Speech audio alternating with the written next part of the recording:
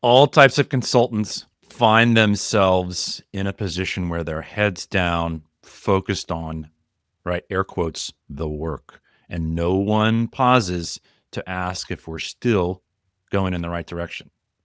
What if we had a regular meeting designed not to do the work, but to improve how we're doing the work? I think it's a cool topic, and we're going to talk about it today on the podcast. You're listening to Breaking BizDev with John Tyerman and Mark Wainwright. Conversations that break down, beat up, and redefine business development for the professional services firms of tomorrow. And now for your hosts, John and Mark. Welcome, everyone, to Breaking BizDev. Thank you for joining us today. I'm Mark, and I am joined by my trusted co-host, John Tyerman. John, how are you today? I'm well. This topic is a fun one because we hear that trope all the time, I'm working too much in the business and not enough on the business. And so I think this is an interesting spin on that. Excited for this one. Yeah, it kind of came out of nowhere almost. We were just talking about it, and I said, I kind of do this thing in my engagements with my clients where we just find a moment to pull back and see how we're doing together. And right, just like a lot of things, let's do an episode about this. And hopefully we're able to connect the dots for everyone on how the actual kind of like working in the business, on the business, how this whole thing kind of connects to Breaking BizDev. Yeah, So totally. That's the hope here. This is going to be a fun one. But before we get into the topic du jour, folks that are listening, follow the show, please. There's that little plus button on Apple. There's the follow button on Spotify. And on your preferred listening platform, leave us a rating, leave us a review. And then in the show notes, we have a link to a listener feedback survey if you want to give us some feedback or suggest a topic that we should cover on a future episode. So, Mark, there's a few things that stood out to me. So I'm really excited to dig in. But first, let's start with, you call this an engagement meeting. What is an engagement meeting? Let's start there. Yeah, it could be called a number of different things. I'd kind of settled on that. Different types of professional services firms and the professionals in those firms do different types of work. It could be project work. It could be long-term sort of retainer-based sort of relationship work. Any type of consulting firm or consultant has a particular way they go about their work. But a lot of times, at least what I've seen, is that's really all they do. They'll jump into the contract and start, focusing on the deliverables or, milestones or whatever else it is. And I asked, do you ever, call a timeout and just, sort of reset and make sure that, everything's headed in the right direction or whatever else? And they'll say no. And I said, well, that's important. And that's how I would define this whole thing. There needs to be certain people in that conversation, obviously including yourself. They need to have certain sort of subject matter that we're going to talk about a little bit later on. And, priorities, sometimes that shift, sometimes that move around. It's like, oh, this was a priority back then, and now we have these other things that are a different priority now. And yeah, we have to understand how to now shift and reprioritize. So without this kind of a meeting, that it's inevitable that these conversations come up, but the difference is on one side, it's very reactive, right? You go too far in one direction and you realize you're so far apart that it's a fire drill and you have to get on the horn with the client. You have to hash things out and get in the same page. Yeah. Whereas what you're proposing, Mark, is a little bit more proactive. Definitely something that's already scheduled, something that's on the calendar. And those reactive ones are, when something goes so hard left, something breaks, that, all right, we got to pull everybody together and have this kind of semi-painful conversation, and everybody's cringing and, scared for what's going to happen, all that sort of stuff. And having this regularly scheduled diffuses that. Not totally, because sometimes when bad things happen, good intentional open conversations need to happen. But if you have it scheduled regularly, you're going to have, okay, well, that's what we're going to talk about next time. And by the time everybody gets to that next scheduled meeting, Maybe people have put a little bit of thought into it. Maybe people are less reactive and more sort of, all right, let's figure out what happened, why it happened. Let's switch gears, or we have new priorities now, or things are changing. So yeah, it's super, super powerful. And I want to tie this into breaking BizDev because people are Yeah. thinking, well, Mark and John are talking about what to do during your consulting engagement. And what does this have to do with breaking BizDev? Hopefully, some of this, if you've listened to the podcast, or at least you kind of understand what we talk about, this is screamingly obvious how this can be a benefit. But just to be explicit about it, it matters because it builds trust and transparency with the client. Mm-hmm. It serves to air those grievances. We're going to talk about any problems that have arisen, and it elevates you from just a sort of consultant vendor person. There's an opportunity to move to, people use the term trusted advisor or partner, or, just heck, a friend, right? Instead of it being this sort of just vendor, you do what you do thing, we're paying you to do this, give us our deliverable kind of thing, to a professional friend where you are now coming around to the same side of the table with them. And that, John, is like the holy grail of what we're trying to do here. You don't have to get second place when you were chasing after a certain project or something like that, right? You're the default answer. You're the obvious one. So that's why this matters so much in breaking BizDev, is that this elevates the relationship to the point where you're just like, it's bulletproof. Yeah. So it sounds like there's a clear connection to client retention. There's a clear connection to working on the relationship, creating an environment for account expansion. Yeah. And in doing all of this, another byproduct would be down the line. This, I guess, would be a lagging indicator, but increased client lifetime value. So I think those are like a couple of clear, tangible connections to either bottom line performance or, business development KPIs. Yeah. And everything you talked about there are things that I associate more with sort of the selling end of things, to harken back to our marketing and sales continuum. Those are more on the sales end spectrum, right? On the marketing end of things, the obvious one that comes to mind for me is, think of the stories that you can tell. Oh yeah, let me tell you a story about this fantastic client that I've worked with for a long time, and we've developed this relationship that's just rock solid. And one of the reasons we do that is because we regularly get together and just make sure that we're aligned and focused and prioritized on the right things. And yeah, so it's great. So you said regularly get together. This is one kind of like area that I wanted to jump to immediately. And I like to jump to the details, but so let's talk about that regularity of these meetings. So we're working on the engagement. We're not working within the engagement. Is this something to where, let's say you have a weekly meeting and you say, hey, let's sub out one of these weekly meetings a month to work on the engagement? Or is this something to where you need to this needs to be completely separate? And then how frequent should you have these meetings? The easy and obvious answer is it depends. If you're a project-based firm and you have a fast burn project, there's a lot of activities happening and the timeline is shorter. And I would say the timeline is, like a fast timeline is 90 days, right? You have to do something in 90 days. And maybe the frequency of this needs to increase. But to be super clear is that this is not something that's duct taped or in place of any other meeting. It's a standalone conversation. And if it's a fast burn project, then maybe spending a full hour every single week on the project is a lot.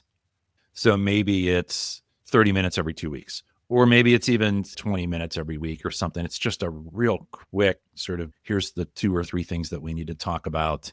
And on that subject, right, what do you talk about at these meetings? It's good to have a general set agenda. Always make sure everyone's focused on results. Like, where are we progressed, working towards this ultimate result that we all want to achieve together? That's important. If you have a very long-term project, do you do that every single time? Maybe not. If it's a multi-year engagement with a client, do you sit down and drill down on the metrics every single time you get together, maybe every month? No, you maybe do that every quarter. But so it varies and it depends. But you should have a set agenda.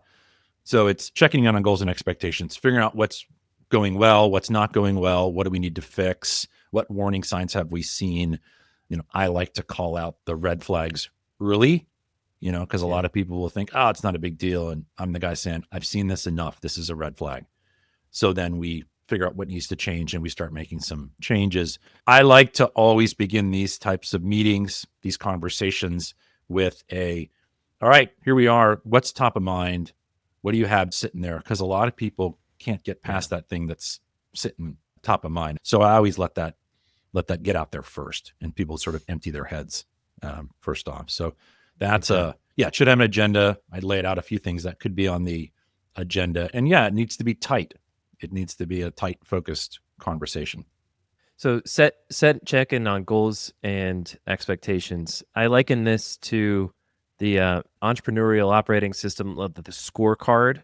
Yep. I don't know if you're familiar with that, but there's like a scorecard review component of that system. Yes. And like the checking in on, are we meeting our goals and expectations?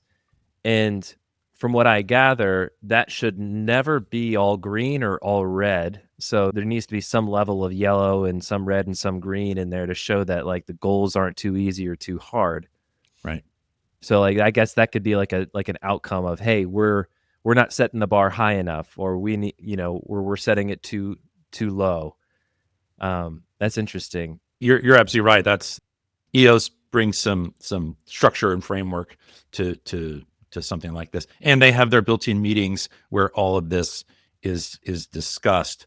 One thing I was going to add to that is that it's important, I think, to make sure that this conversation, what we're talking about today, balances the scorecard mentality with the sort of how are we doing? It's like the temperature check. Are people engaged with this? Are they rolling up their sleeves and digging into it, or are you getting lots of eye rolls?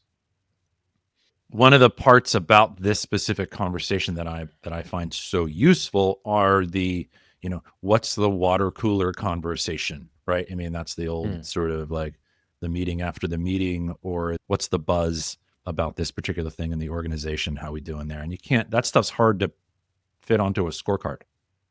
Yeah, it is. And that's kind of where I was going, is it's an interesting blend of like, first of all, how's the engagement professionally, but then how are the individuals and how is their mental state? What are their emotions like? And I like that. What's the water cooler talk? Because that kind of gives you an indication of, what the overall sentiment is with the project team, with the people that are in adjacent, supporting roles and things like that. Yeah. So you've got this other bullet point here to keep it short, structured, and focused on outcomes. What is an ideal length of an engagement meeting? Is it something you can knock out in 20 minutes, or is this something where it needs to be like an hour-long conversation? Yeah. Again, it's tied to frequency, but I think usually and this is specific to me, but my hope is to work with my clients for an extended period of time, at least a year, sometimes 2, maybe even longer than that. So it seems appropriate for me to have a monthly cadence for this conversation. And I'll tell you, I scheduled for 60 minutes and we managed to fill it up just about every single time. It's rare when, we're at 35 minutes and we've just sort of run out of stuff to talk about. This is a full conversation, and there's to-do items and action items and change this and do that and everything else. But there's also the sort of just the sharing that happens in the conversation that is so helpful for building relationships. And your clients feeling heard, you feeling heard, and everyone feeling understood and appreciated. Yeah. Right. That's right. We talked about understanding endlessly, John, but this is a great way for a consultant to practice this whole active listening, mirroring, understanding sort of thing. So if I heard you right, this is what you said, you mentioned this, you mentioned that, and you can do that, in the conversation, you can do it in your follow-up, you can do whatever else. So they start to really feel heard. And that's, as we know, that's so critical. You're listening to Breaking BizDev, the podcast that beats up, breaks down, and redefines business development for the professional services firms of tomorrow. Your hosts are John Tyerman, founder of Red Cedar Marketing, the podcast marketing company for experts and professional services firms, and Mark Wainwright, principal consultant and founder of Wainwright Insight, the fractional sales manager and sales consultant to professional services firms. If you find this podcast helpful, please help us by following the show and leaving a review on Apple Podcasts. And now, back to the show. Totally. All right. So we talked about what an engagement meeting is, how that relates to business development, what a good engagement meeting looks like. So let's share with our listeners some practical tips. How can they get started with maybe introducing the concept of an engagement meeting to an existing client, and they want to start getting more reps at this? What's the first thing that folks should do?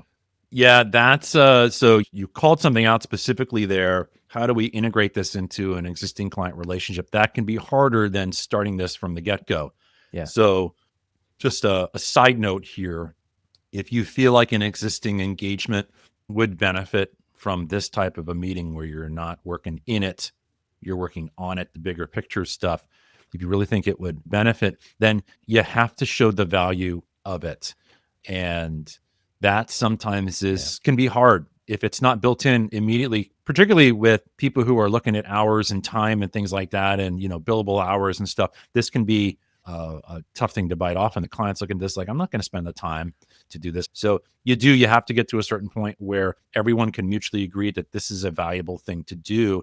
And I think the way you can do that, I think you can kind of highlight and point to previous situations where this would have helped. Like, hey, we ran into that little hiccup 6 months ago. It's my sense that if we would have been on top of this and been sharing and talking about it, then it wouldn't have been a problem. And if we had this opportunity to take a step back every month and say, okay, this is what's changing, this is how it's changing, that would have helped mitigate some of the little hiccups we ran into there. So you can point to some previous situations where it would have really helped, and hopefully they buy into it.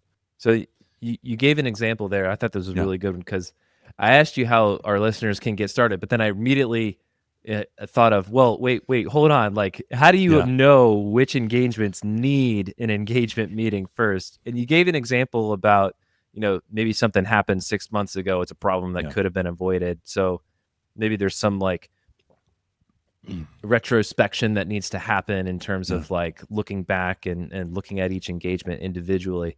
But maybe let me ask you that, Mark. So how do you know which engagements need an engagement meeting? Well, that's the easy one for me to answer, is I think they all do. Because I think that issues arise, whether you're the consultant delivering work to your clients or you're the client, whatever the arrangement is. I think issues arise in consulting situations, not because of the difficult technical nature of the work, right? It's not because the engineering was too hard or the architecting was too difficult or the consulting, the consultant was just like befuddled, right? That's not why problems arise. Problems arise because of people and personalities and communication and interaction and openness and transparency and everything else. And we spend so little time focused on that stuff. So I think every engagement needs one. I think it's some may vary, some may need to be more frequent and more intense, others less so, but I think they all benefit from it. Plus, it gives you the opportunity to say, we are absolutely not talking about deliverables, timelines, deadlines, milestones, whatever else in this meeting. We're focused on all the stuff that's never discussed. And it's easy to come up with your agenda because it's like you've got a pile of things that you stumble across last month, 2 months ago, whatever else, that are just sitting there and nobody's talked about it. You're like, oh, what are we going to talk about? We're going to talk about this pile of stuff that we've been amassing, over the course of this engagement that we haven't talked about yet. Like, where'd Bob go? I was working pretty closely with Bob, and all of a sudden Bob left. What happened? And Bob took 2 people with him. What happened? Like, what are we supposed to do now? It's like, oh, we're going to figure it out. It's like, well, let's figure it out today. Let's figure this out. So some of the bits and pieces you mentioned, sort of practical tips, is that, yes, you need to have sort of an agenda. You can have a standing agenda. Here's kind of the stuff we talk about, but you always need to make sure you're leaving room for people either to add to the agenda item or just come into the meeting ready to kind of empty their heads. That's important. The framing needs to be important. This is not a project status meeting. We are working on our relationship as a sort of client consultant sort of relationship here. We're working on that. This is a good discussion. We want everybody to be talking. It's not just the consultant sort of reporting out stuff. It's a good conversation.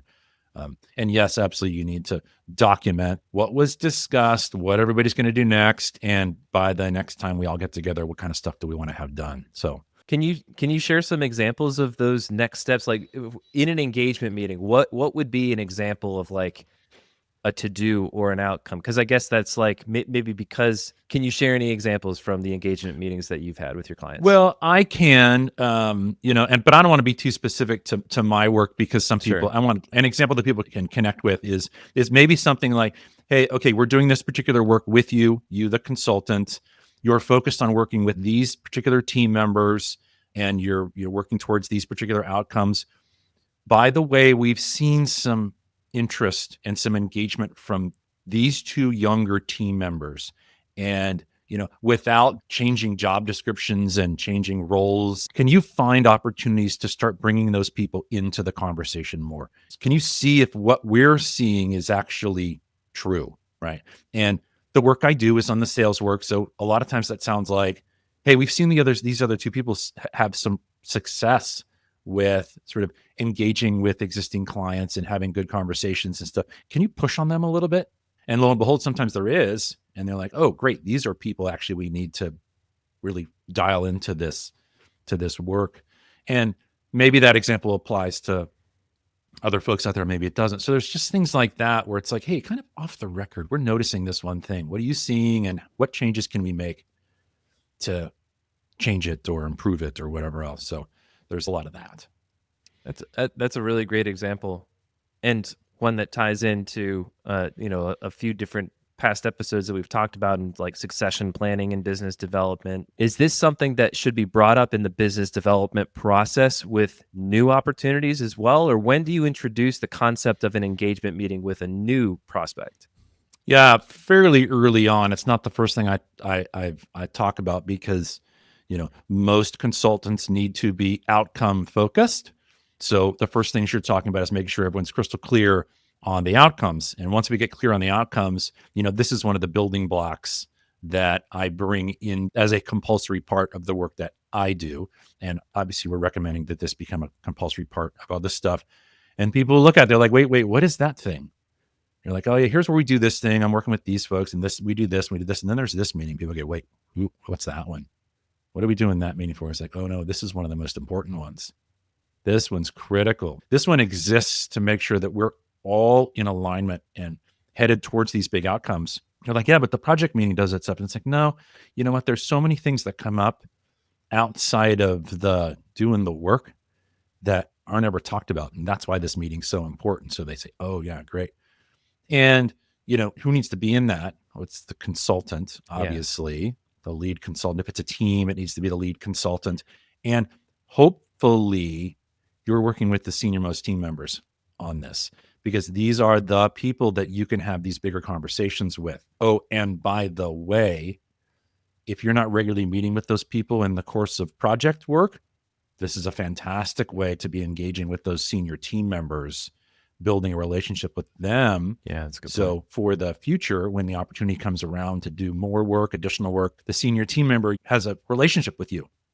So there's a balancing act that needs to happen.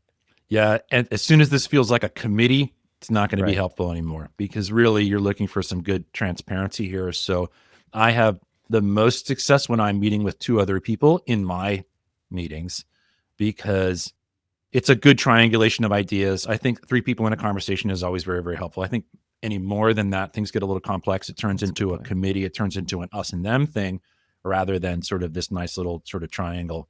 And meeting with one senior person is fine as well. That's good. But yeah, the number of people is important. It needs to be small. It needs to be tight, focused. It needs to move quickly. All those things. Can't be wasting anybody's time. Yeah, I think this is a high value thing. So. All right. Mark, I think we've effectively broken down the engagement meeting and shared some actionable tips for our listeners. Let's bring it on home. I would invite all the listeners out there to think about how to launch this with one of your existing clients. If you're seeing this increasingly large pile of issues that haven't been discussed, or sort of conversation items that can't find their way into a project or, a regular, sort of working meeting, if there's that pile sitting there that needs to be talked about, see if you can wrap this in there. And if you need some help and guidance, do not hesitate to reach out to me anytime. Awesome. Well, Mark, I think I'm definitely going to try to apply this to some of my Good. engagements. I think that's kind of why it piqued my curiosity when we were like talking about this episode, but I'm glad that we went through this. This was a great one. Yeah, very good. All right, John, until next time. Until next time.